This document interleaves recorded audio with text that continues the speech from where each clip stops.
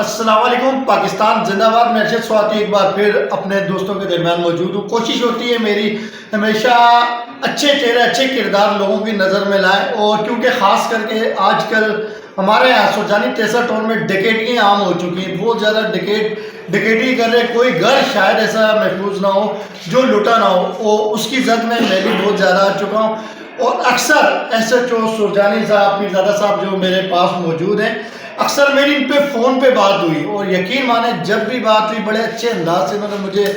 Response دیے اور اچھے انداز سے بتایا ہے کہ پولیس کا مقصد کیا ہے، عوام دوست ہے پولیس۔ تو آج میں آیا ہوں ان کے پاس بالکل اپنی درخواست بھی لے کے کہ سر میرے ساتھ یہ ڈکیٹی ہوئی، یہ معاملات ہوئے، اس کے بعد ان کے ویوز جانتے اور آپ دوستوں کو دکھاتے ہیں کہ پولیس تو اپنا کام کرتی ہے، کیا اس کے بعد عوام بھی اپنا کام کرتی ہیں۔ السلام علیکم سر۔ وعلیکم السلام سر پہلے تو ہم آپ کو اپریشیٹ کرتے ہیں، ماشاءاللہ ابھی بھی 2 دن پہلے آپ نے ڈکیٹ پکڑے ہیں، 10 لوگوں کا گروپ ہے۔ اچھا سر یہ بتائیں، ڈکیٹی کے بعد جو ڈکیٹ پکڑے جاتے ہیں اس کے بعد عوام جو نہیں آتے، تو آپ کو کیا مسئلے مسائل اور عوام کو آپ کیا میسج دینا چاہیں گے؟ جی سب سے پہلے آپ کا شکریہ۔ اور جیسا کہ مجھے یہاں سرجانی پی ایس میں پوسٹڈ ہوئے ایس ایچ او 5 ماہ کا عرصہ ہونے والا ہے، اور اس عرصے کے دوران جو کرائم ریٹ تھا اس میں ہم نے کمی لائے ہیں، لیکن ابھی تک کرائم ہمارے پاس ہے کیونکہ یہ بہت بڑا ایریا ہے، اور کیونکہ بلوچستان قریب ہے، اور یہاں پہ کچی آبادیاں ہیں، ندی ہے،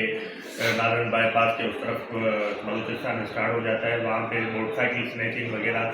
وارداتیں کچھ زیادہ ہیں، اور کیونکہ یہاں سے بآسانی وہ بلوچستان کی طرف موو ہو جاتی ہیں، تو اس پہ ہمارا کام چل رہا ہے۔ میں نے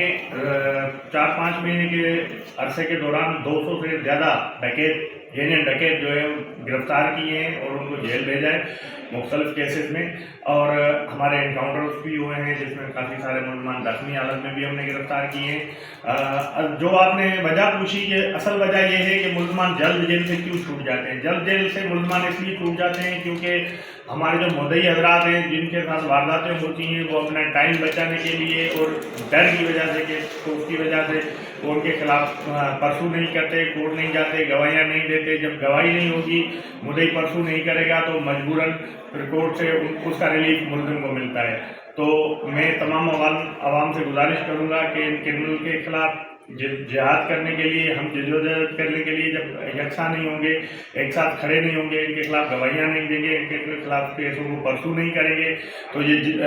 اسی طریقے سے سلسلہ جاری و ساری رکھیں گے، کیونکہ جو ملزم کے پیچھے مدعی اور گواہ نہیں جاتے تو وہ جلد از جلد ضمانت پہ رہا ہو کے واپس آ جاتے ہیں اور پھر وہی کام کرتے ہیں۔ لیکن جس کے پیچھے مدعی کھڑا ہوتا ہے، مدعی جاتا ہے، گواہ جاتے ہیں، تو اس کو جلد از جلد ضمانت بھی نہیں ملتی اور وہ سالوں میں سال جیل میں سڑتا ہے، اور اس کے بعد کافی سارے ان سے جرم چھوڑ دیتے ہیں۔ تو لہذا عوام سے گزارش ہے کہ ہم پولیس کا ساتھ دیں، تھانے آئیں، رپورٹ کریں، اور اگر ملزمان پکڑے جاتے ہیں ان کی شناخت کریں، ایویڈنس دیں، تاکہ ان کو سزا ہو سکے اور یہ کام رک سکے۔ تھینک یو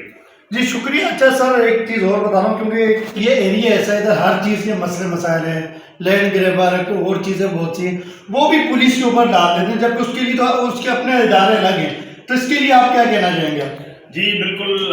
جیسا کہ ہر ڈپارٹمنٹ اپنا اپنا کام کرے، کیونکہ گھوم پھر کے تمام ڈپارٹمنٹ کا بوجھ پولیس پہ آ جاتا ہے، تو اس وجہ سے ہمیں تھوڑی دشواری ہوتی ہے۔ جو ہمارا جینین کام ہے کرمنل اور کرائم کے خلاف کام کرنے میں، اس پہ ہماری تھوڑی رکاوٹ آ جاتی ہے، جیسے جو کے ڈی اے کا کام ہے، ایم ڈی اے کا کام ہے، ریونیو کا کام ہے، کے ای سی کا کام ہے، سی ایس کا کام ہے، وہ ادارے ان کے کام کا برڈن بھی ہمارے اوپر زیادہ آتا ہے۔ تو لہذا میں تمام آپ کی طرف سے لوگوں سے گزارش کروں گا کہ جیسے کہ پولیس پہ لوگوں کا زیادہ زور ہوتا ہے